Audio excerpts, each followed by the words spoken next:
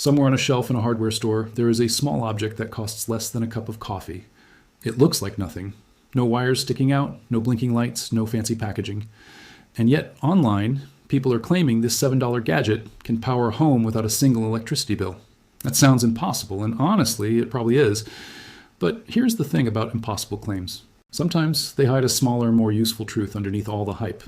So today, we are going to open this thing up, test it for real, and find out what a $7 part can actually do when it comes to making or saving electricity. Not what a thumbnail says it can do, what it actually does in a normal room with normal tools. If you have ever wondered whether these viral energy gadgets are genius or garbage, you are in exactly the right place. Before we get into the build, hit that subscribe button because this channel is all about testing cheap, everyday economics in the real world, one experiment at a time. No hype, no fake numbers, just honest testing and honest math. Now let us talk about why this even matters. Electricity bills have quietly become one of those costs that creep up every year, and most people just accept it. You do not really shop around for electricity the way you shop for groceries or car insurance. It just arrives every month, and you pay it. So when something claims to cut into that bill, even a little, people pay attention. The bigger question behind all of this is not really about one gadget. It is about whether small, cheap technology can chip away at a cost that feels fixed and unavoidable. That is the real economic story here, and the $7 gadget is just our test case. So let us look at what we are actually working with. The item in question is a small basic motor, the kind you might find inside an old toy, a fan, or a simple appliance. You can buy one brand new for a few dollars, or in this case, pull one out of something that already broke and was heading for the trash. On its own, a small motor like this is designed to take electricity and turn it into motion, which is how it spins a fan blade or turns a wheel. But there is a neat trick hidden inside that basic design. If you reverse the process and turn the motor by hand instead of powering it electrically, it can sometimes push electricity back out instead of pulling it in. In simple terms, the same cheap part that spins because of electricity can sometimes generate a small amount of electricity when it is spun. That is the whole idea behind the viral claim, stretched way beyond what it can really do. Before touching anything, it makes sense to slow down and think about safety, even with something this small. A basic motor like this is low risk, but it is still worth checking the wires, making sure nothing is frayed and confirming there is no cracked housing or exposed metal that could cause a short.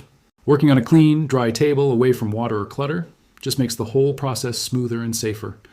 The tools needed for this kind of project are refreshingly basic. A small screwdriver, some basic wire, a multimeter to measure voltage, and maybe a small LED light or a simple low-power device to act as a test load. None of this requires a workshop full of expensive gear, which is part of what makes this kind of experiment appealing in the first place. Once the motor is out and inspected, the next step is identifying the two terminals where power normally goes in. Those same 2 points are where we will look for power coming out once we start spinning the motor by hand or with a simple mechanical setup. A bit of wire gets connected to each terminal, and those wires eventually lead to the multimeter, so we can actually see whether anything measurable is happening once movement starts. At this stage, nothing has been spun yet, and there is no dramatic result to show. This is really just the setup phase, the unglamorous part of any experiment that people skip in flashy videos, but that matters just as much as the final test. Here is where the curiosity really starts building. Will spinning this cheap little motor by hand actually produce anything useful? Or will it barely register a flicker on the meter? Will it be enough to light a small LED, or will it be so weak that it is basically a party trick with no real value? And more importantly, even if it does work a little, does that mean anything at all for a real electricity bill? Or is that where the $7 claim completely falls apart? Those are the exact questions worth holding on to as we move into the next stage of testing. There's something satisfying about taking a part that most people would throw away without a second thought, and asking a serious question about what it can actually do. Not because we expect it to replace the power grid, but because understanding these small mechanical ideas helps build a better sense of how electricity, cost, and value are all connected in daily life. With the motor prepped, the wires connected, and the meter ready to go, the setup on the table is finally ready for its first real test. The first real test starts with something as simple as spinning the motor shaft between two fingers, just to see if the needle on the multimeter moves at all, and it does move, just a little, jumping up for a moment and settling back down as soon as the spinning slows. That small twitch on the display is oddly exciting, because it confirms the basic idea actually works, even before we know if it works well enough to matter. To get a more consistent spin than fingers alone can manage, a small drill or a simple hand crank attachment can be used to turn the motor shaft at a steady speed. This is not about brute force, it is about steady, controlled motion, since a jerky or uneven spin makes it hard to get a clear reading. Once the motor is spinning at a fairly steady rate, the multimeter starts showing a small but real voltage, nothing dramatic, but definitely more than zero. It is the kind of number that will not impress anyone looking for a miracle, but it is enough to prove the underlying concept is genuine and not just internet nonsense. From there, the next step is connecting a very low power load, like a small LED, to see if the motor can actually do something useful with that tiny bit of electricity, instead of just showing a number on a screen. With the LED connected and the motor spinning at a decent, steady pace, there is a small, faint glow. It is not bright, it is not going to light up a room, but it is real light, coming from a $7 part being spun by hand. That moment is the heart of the whole experiment, because it turns an abstract idea into something visible and undeniable. At the same time, it also reveals the honest limitation immediately, because as soon as the spinning slows down even slightly, the light dims or disappears completely. There is no stored energy here, no battery smoothing things out, just power exactly when and only when there is motion. That single detail matters more than almost anything else in this whole video, because it draws a hard line between generating a little electricity and actually powering anything in a practical, everyday sense. To push the test further, it is worth trying a slightly larger load, like a small fan blade attached to a second motor, just to see if the generated power can do a small amount of mechanical work as well as light. With careful, steady spinning, there's a faint response, a slight twitch or slow turn, but nothing that could be mistaken for a strong, reliable output. This is the point where the honest economic thinking has to come in, instead of getting swept up in the small win of seeing any movement at all.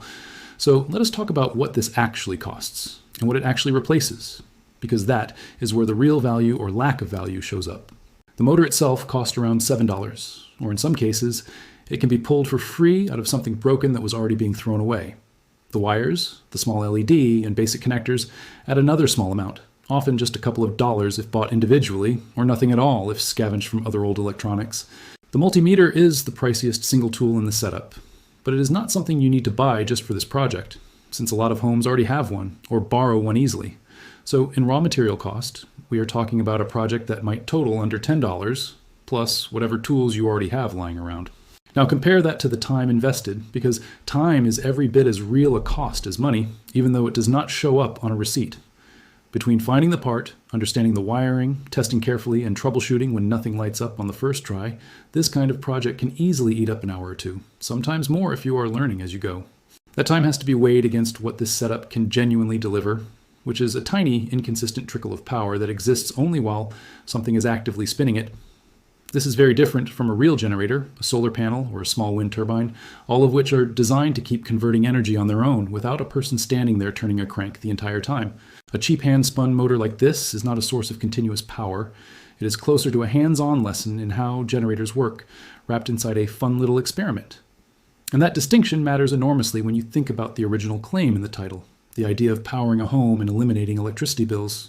A modern home uses a steady, continuous, fairly large amount of power throughout the day and night, running refrigerators, lights, routers, and countless small devices all at once.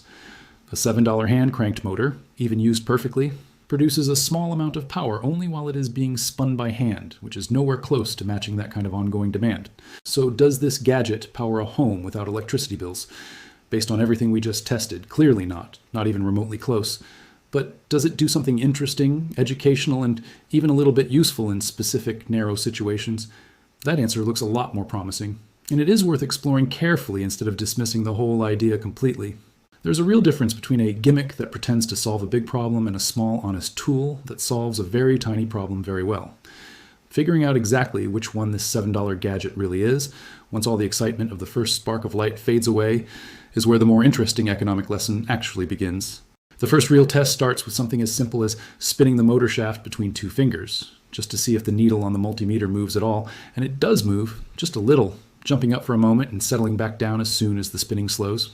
That small twitch on the display is oddly exciting, because it confirms the basic idea actually works, even before we know if it works well enough to matter. To get a more consistent spin than fingers alone can manage, a small drill or a simple hand crank attachment can be used to turn the motor shaft at a steady speed. This is not about brute force, it is about steady, controlled motion, since a jerky or uneven spin makes it hard to get a clear reading. Once the motor is spinning at a fairly steady rate, the multimeter starts showing a small but real voltage, nothing dramatic, but definitely more than zero. It is the kind of number that will not impress anyone looking for a miracle, but it is enough to prove the underlying concept is genuine and not just internet nonsense. From there, the next step is connecting a very low power load, like a small LED, to see if the motor can actually do something useful with that tiny bit of electricity, instead of just showing a number on a screen. With the LED connected and the motor spinning at a decent, steady pace, there's a small, faint glow. It is not bright, it is not going to light up a room, but it is real light, coming from a $7 part being spun by hand. That moment is the heart of the whole experiment, because it turns an abstract idea into something visible and undeniable. At the same time, it also reveals the honest limitation immediately, because as soon as the spinning slows down even slightly, the light dims or disappears completely. There is no stored energy here, no battery smoothing things out, just power exactly when and only when there's motion. That single detail matters more than almost anything else in this whole video, because it draws a hard line between generating a little electricity and actually powering anything in a practical, everyday sense. To push the test further, it is worth trying a slightly larger load, like a small fan blade attached to a second motor, just to see if the generated power can do a small amount of mechanical work as well as light. With careful, steady spinning, there's a faint response, a slight twitch or slow turn, but nothing that could be mistaken for a strong, reliable output. This is the point where the honest economic thinking has to come in, instead of getting swept up in the small win of seeing any movement at all. So let us talk about what this actually costs, and what it actually replaces, because that is where the real value or lack of value shows up. The motor itself cost around $7, or in some cases, it can be pulled for free out of something broken that was already being thrown away. The wires, the small LED, and basic connectors add another small amount, often just a couple of dollars if bought individually, or nothing at all if scavenged from other old electronics. The multimeter is the priciest single tool in the setup, but it is not something you need to buy just for this project, since a lot of homes already have one, or borrow one easily. So in raw material cost, we are talking about a project that might total under $10, plus whatever tools you already have lying around. Now compare that to the time invested, because time is every bit as real a cost as money, even though it does not show up on a receipt. Between finding the part, understanding the wiring, testing carefully, and troubleshooting when nothing lights up on the first try, this kind of project can easily eat up an hour or two, sometimes more if you are learning as you go. That time has to be weighed against what this setup can genuinely deliver, which is a tiny, inconsistent trickle of power that exists only while something is actively spinning it. This is very different from a real generator, a solar panel, or a small wind turbine, all of which are designed to keep converting energy on their own without a person standing there turning a crank the entire time. A cheap hand-spun motor like this is not a source of continuous power. It is closer to a hands-on lesson in how generators work, wrapped inside a fun little experiment. And that distinction matters enormously when you think about the original claim in the title, the idea of powering a home and eliminating electricity bills. A modern home uses a steady, continuous, fairly large amount of power throughout the day and night, running refrigerators, lights, routers, and countless small devices all at once. A $7 hand-cranked motor, even used perfectly, produces a small amount of power only while it is being spun by hand, which is nowhere close to matching that kind of ongoing demand. So does this gadget power a home without electricity bills? Based on everything we just tested, clearly not even remotely close. But does it do something interesting, educational, and even a little bit useful in specific, narrow situations? That answer looks a lot more promising, and it is worth exploring carefully instead of dismissing the whole idea completely. There's a real difference between a gimmick that pretends to solve a big problem and a small, honest tool that solves a very tiny problem very well. Figuring out exactly which one this $7 gadget really is, once all the excitement of the first spark of light fades away, is where the more interesting economic lesson actually begins.